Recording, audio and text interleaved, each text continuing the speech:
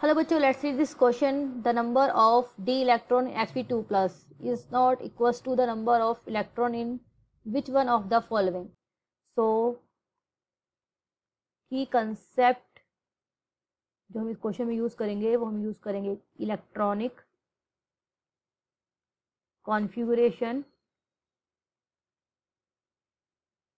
Of each given element. अब हमें जितने एलिमेंट्स दिए हैं उनका हम इलेक्ट्रॉनिक कॉन्फ़िगरेशन लिखेंगे पहले और उससे हम अपना आंसर फाइंड आउट करेंगे.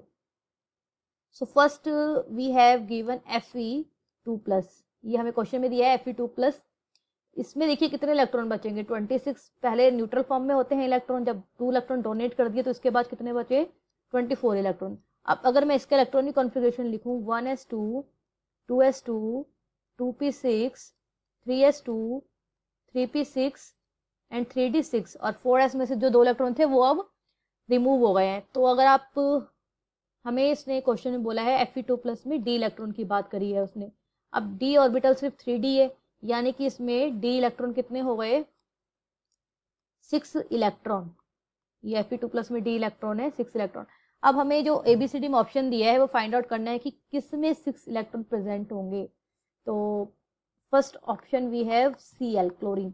अब क्लोरीन का एटॉमिक नंबर होता है 7, मीन्स इसमें 17 इलेक्ट्रॉनिक नंबर होता है इसका एटॉमिक नंबर. तो 17 इलेक्ट्रॉन होगा इसमें. तो इसका इलेक्ट्रॉनिक कॉन्फ़िगरेशन अगर मैं लिखूं that would be 1s2 2s2 2p6 3s2 and 3p7. अब इसमें इन्होंने बोला है p इलेक्ट्रॉन. ऑप्शन में p इलेक्ट्रॉन देखिए, एक तो 2p ऑर्बिटल हो गया कि 3p ऑर्बिटल हो गया.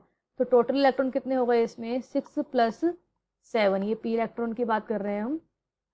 तो ये कितने हो गए यहाँ पर? 13 इलेक्ट्रॉन. यानी कि हम कह सकते हैं यहाँ पर जो क्लोरीन में p इलेक्ट्रॉन है Cl is not equals to the d electron in Fe2 plus, है ना, क्योंकि Fe2 प्लस में जो d इलेक्ट्रॉन वो 6 होते हैं और क्लोरीन में जो p इलेक्ट्रॉन है वो 13 होते हैं. तो दोनों इक्वल नहीं है.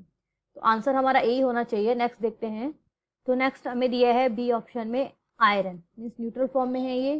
तो इलेक्ट्रॉन हो जाएंगे 26. तो इसका इलेक्ट्रॉनिक कॉन्फ़िगरेशन हम लिखते हैं that is 1s2 2s2 2p6 3s2 3p6 3d6 then 4s2. तो अब देखिए इसमें ऑप्शन में बोला है इसके डी इलेक्ट्रॉन. तो डी इलेक्ट्रॉन कितने हुए हैं इसमें? देखिए एक तो आपका यही है. तो डी इलेक्ट्रॉन होगा यहाँ पर 6 इलेक्ट्रॉन जो इक्वल हो जाएंगे D electron in Fe2 plus. Fe2 plus में जितने डी इलेक्ट्रॉन थे उतने ही आपके इसमें है, क्या नाम है, आयरन में. तो ये आयरन में है जो वो न्यूट्रल फेज में था, यानी कि टोटल इलेक्ट्रॉन यहाँ 6 है. नेक्स्ट जो हमें ऑप्शन दिया है सी, उसमें दिया हुआ है इन्होंने नियॉन. नियॉन का आपको पता है एटॉमिक नंबर होता है 10 इलेक्ट्रॉन. तो इसका इलेक्ट्रॉनिक कॉन्फ़िगरेशन लिखेंगे 1s2 2s2 एंड 2p6. अब इसमें इन्होंने कौन से इलेक्ट्रॉन की बात करी है? p electron of neon. कितने हैं? 6 हैं. देखिए यहाँ पे 2p. तो ये किसके इक्वल हो जाएगा?